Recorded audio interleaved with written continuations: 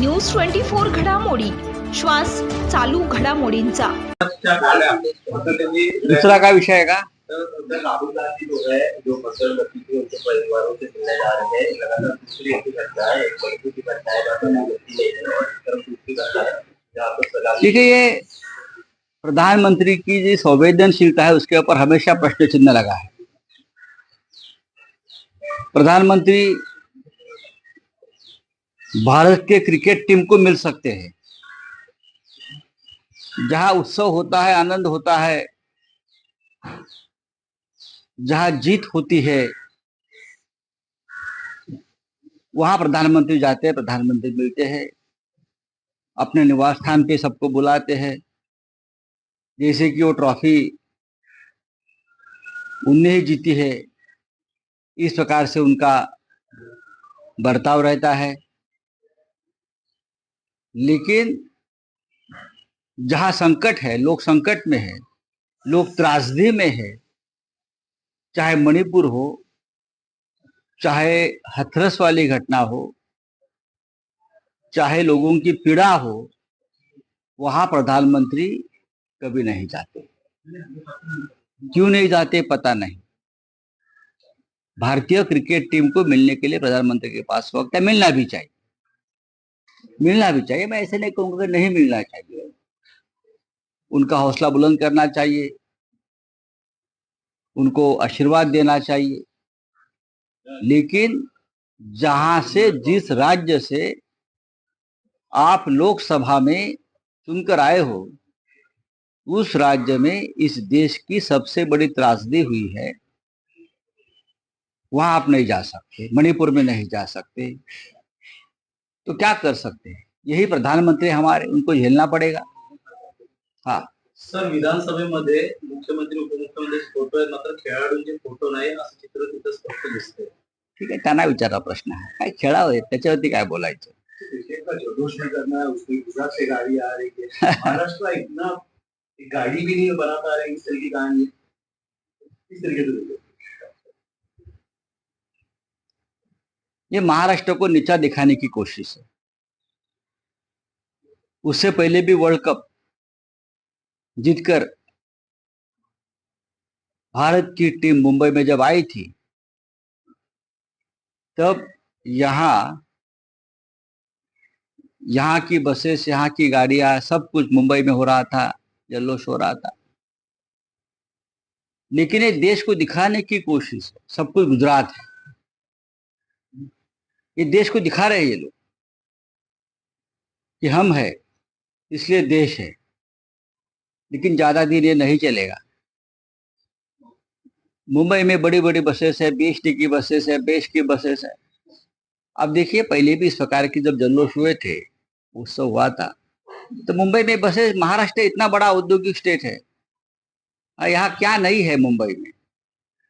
हमसे तो आपने सीखा है ना, सब चलता है। आता बोला तुमचं काय? सर, बेस्टच्या ताफ्यामध्ये निलांबरी सारख्या ओपन डेक बसेस असताना देखील गुजरातवरून अशा प्रकारे खेळाडूंचा रॅली काढण्यात आली, काय सांगाल?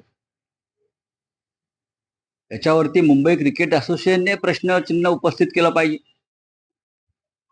तुमच्या क्रिकेट संघटनेच्या नावापुढे मुंबई आहे आणि मुंबई महाराष्ट्राची आहे, तर त्यांना हे वेदना झाली पाहिजे। त्या मुंबई क्रिकेट असोसिएशनच्या कार्यकारिणीवरती अनेक मराठी लोक आहेत, त्यात शिवसेनेचेही लोक आहेत ना, त्यात शिवसैनिक सुद्धा आहेत असं मी समजतो। त्यांनी आक्षेप घ्यायला पाहिजे होता की मुंबईमध्ये क्रिकेटपटूंचं आगमन होत आहे। रोहित शर्मा हा मुंबईचा खेळाडू आहे माझ्या माहितीप्रमाणे, मला क्रिकेटमधलं फार ज्ञान नाही, पण बोरिवलीतला आहे तो। बरेचसे खेळाडू मुंबईतले आहेत, मुंबई इंडियन्सचे आहेत, पण त्यांच्या स्वागतासाठी तुम्हाला गुजरातवरून बस आणावी लागते, हे तुम्ही का दाखवताय? काय दाखवू इच्छित आहे? यापूर्वी सुद्धा अशा प्रकारचे संघ किंवा अशा प्रकारचे उत्सव झाले, तेव्हा मुंबईनं त्यांचं जोरदार स्वागत केलंय। मुंबईच्या ताफ्यामध्ये, बेस्टच्या ताफ्यामध्ये अशा प्रकारच्या बसेस आहेत। जर नसती तर बनवून घेतली असते का रात्रीमध्ये? एवढी मुंबईची क्षमता आहे। पण खास गुजरातवरून बस पाठवण्यात आली. म्हणजे गुजरात आहे म्हणून देश आहे हे दाखवताय का की सबकुच गुजरात. बनारसमध्ये मोदी यांना जो पराभवाचा सामना म्हणत नाही पण जो निसटता विजय त्यांना मिळाला आणि पराभव होता होता वाचला तो ह्यामुळे वाराणसी मधली सगळे ठेकेदारी गुजरातच्या लोकांच्या हातामध्ये. सर मनसेने देखील आरोप माझा प्रश्न संपलेला नाही, उत्तर संपलेलं नाही अजून. ही सगळी ठेकेदारी वाराणसी मधली गुजराती लोकांच्या हातामध्ये, लहान लहान अगदी प्लंबर पासून ते पुलाच्या ठेकेदारापर्यंत दुकानदारी, हॉटेल्स, त्या चिडीतून वाराणसीच्या लोकांनी मोदींचा पराभव करण्याचा प्रयत्न केला. मोदी थोडक्यात बचावले.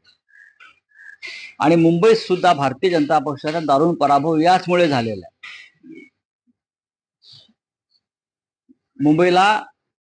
मुंबई ह्या देशाची आर्थिक राजधानी आहे, महाराष्ट्राची राजधानी आहे. मुंबई सर्व काही आहे. मुंबईतलाच पैसा गुजरातला जातोय, लक्षात ठेवा. इथूनच लूट होते आणि तिकडे जाते. त्याच्यामुळे ठीक आहे, एक बस आली त्याच्यामुळे का फरक पडत नाही, पण ही वृत्ती दिसते. बोला. आरोप केले आहेत आदित्य ठाकरेंना केमशो मध्ये बॅनर करतील, मात्र हे चालत नाही. ठीक आहे ना, आदित्य ठाकरे याच्यावर समर्थन द्यायला, उत्तर द्यायला समर्थ आहे. बरं, आमचं गुजराती समाजाशी भांडण नाही, गुजराती भाषेशी भांडण नाहीये. वारंवार आम्ही सांगितलंय, मुंबईमध्ये मराठी आणि गुजराती हा वाद गुजरातच्या राज्यकर्त्यांनी मोदी शहांनी लावलेला आहे, आम्ही नाही लावला. आणि तो वाद नाहीये. मराठी आणि गुजराती हा वाद मुंबईमध्ये असूच शकत नाही. किंबहुना हिंदुहृदय सम्राट बाळासाहेब ठाकरे यांनी वारंवार सांगितलेलं आहे, तुमची लक्ष्मी आमची सरस्वती यांची युती झाली तर आपण देशावर राज्य करू. गेम छो वगैरे वगैरे आहेत ना, हे आता हे फालतू धंदे बंद करा. चाटुगिरी जी आहे भारतीय जनता पक्षाची ते आपण दाखवली आहे करून. पण ही वृत्ती आहे. मुंबईमध्ये सर्व काही असताना तुम्हाला गुजरातमधून या गोष्टी का आणाव्या लागत आहेत, हा मुंबईला कमी दाखवण्याचा प्रयत्न. प्रकाश आंबेडकरांचे कार्यकर्ते नाराज झालेले, ऑफिस फोडण्याचा इशारा दिला वसंत मोरेंचा. आता इकडनं ते प्रकाश वसंत मोरे तिथे गेले. नाही, मी त्याच्यावरती काय फार भाष्य करणार नाही. मुळात वसंत मोरे हे ज्या पक्षात होते तिथे ते निवडणूक लढायला गेले. पण याआधी सुद्धा वंचित बहुजन आघाडीमधून अनेक लोक बाहेरच्या पक्षात गेले, आपल्याला माहिती असेल. वंचित बहुजन आघाडीत निवडणूक लढण्यासाठी पुरते गेलेले अनेक लोक. मग गोपीचंद पडळकरांचं काय? गोपीचंद पडळकर कुठल्या पक्षात होते, ते कुठून लढले, असे अनेक लोक नावं सांगू शकतो आम्ही. राजकारणामध्ये, लोकशाहीमध्ये अशा प्रकारे लोक पक्षांतर करतात. पक्षांतर म्हणण्यापेक्षा आपली भूमिका बदलू शकतात. 40 आमदार आमचे गेले, ठीक आहे, आम्ही त्यांचा पराभव करू. अजित पवारांनी राष्ट्रवादीचे 40 आमदार चोरले, लोकसभेत आम्ही त्यांचा पराभव केला, विधानसभेत करू. ही लोकशाही आहे.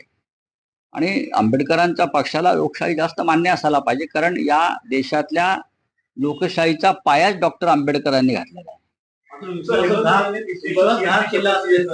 प्रकाश आंबेडकरांचा विश्वासघात केलाय.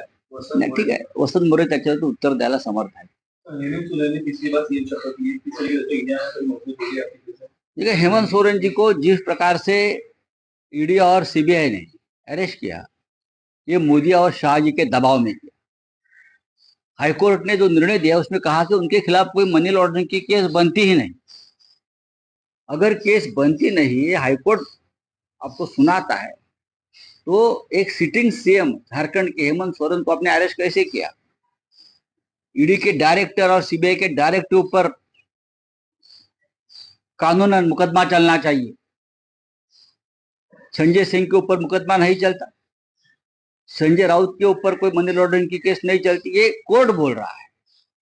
और आप पॉलिटिकल प्रेशर में हम सबको अरेस्ट कर लेते हो. हम क्या देते हो? जब ये सरकार बदलेगी तो ध्यान रखा जाएगा ये सब. ठीक है.